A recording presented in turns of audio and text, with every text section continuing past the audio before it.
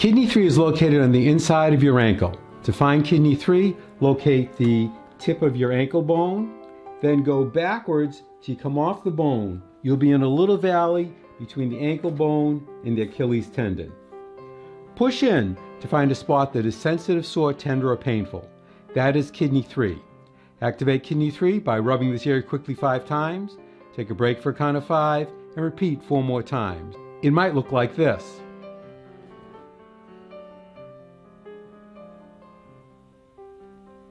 Or if you have a Tei Shin, it might look like this.